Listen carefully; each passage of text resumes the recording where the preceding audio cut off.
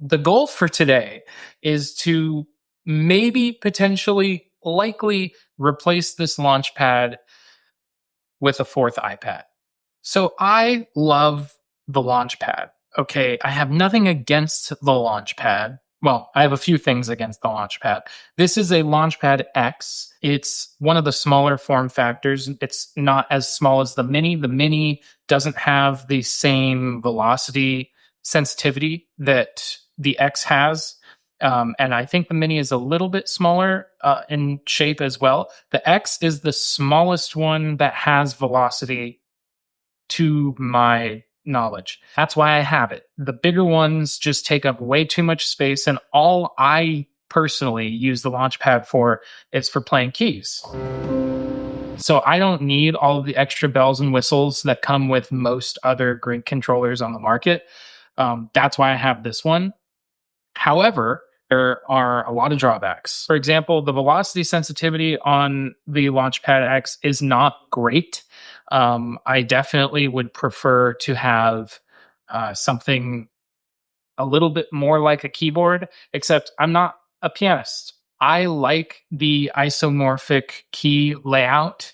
I love that it lights up the keys in the scale and that you can still play the notes in between. I like this format. I also like how many keys I can keep in such a small area. It works very well for a setup like this. One of the biggest problems for me is that in order to change the scale, you have to hold the note button and then decipher this menu. It's not that hard to read, but I don't want to do that in a show. I do improv.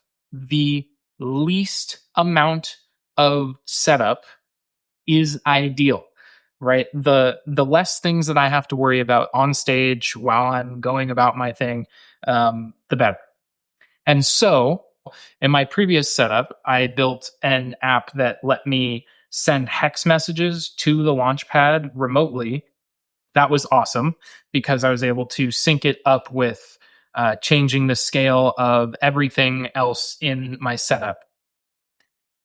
Now, doesn't that look quite similar to a Launchpad? Yes, it does. Now, another super cool reason to switch to an iPad over the Launchpad, even though the iPad doesn't have downward pressure sensitivity, it does have an X and Y axis, which allows me to use the relative position of where my finger places to then drag around the screen.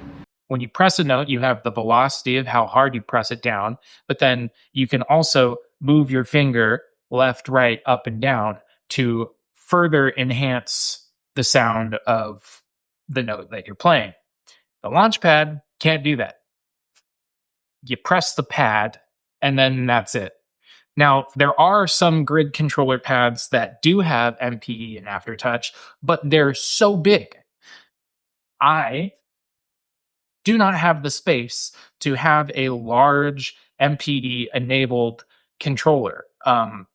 Even the keyboards that do have MPE are rather large. And if I wanted more than one octave, that basically takes up my entire loop station space. I would have to replace this entire bottom row with a keyboard. And I just don't want to do that. So squeezing everything down into one iPad down here to play notes on is actually a really huge benefit for the portability of my loop station. On the downside of things, I don't have velocity sensitivity. However, I do have a system for velocity built into the ISO grid and the piano device within Ultimidi. The higher on the key that I press physically, the higher the velocity of the note that gets sent to the instrument is. So it does allow me a little bit of the same expression. It just doesn't feel the same as actually pressing down on a key. And ultimately, that's the biggest downside. But all of the other upsides make it so easy to get rid of something like this. I mean, even in this in this current setup, I have to take the Launchpad off and put it into a backpack when I store this, when I put the case back on. I won't have to do that with the iPad.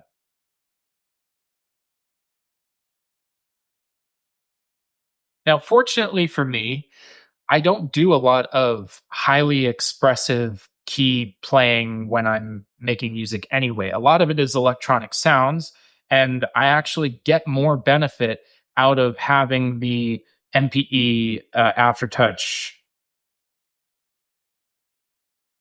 stuff going on rather than velocity. For some people, the velocity is everything. Like if I were just playing a grand piano sound, if I were just playing keyboard like standard keyboard sounds as like part of a band, or if that was just like the main instrument that I was playing, I would really want velocity. Considering all of the things that I'm doing at once, playing the drums, looping everything, trying to change bass and keyboard sounds at the same time. I'm running effects, I'm looping effects. There's a lot going on in one space. I don't necessarily rely on the velocity of a key to move my playing forward, if that makes sense.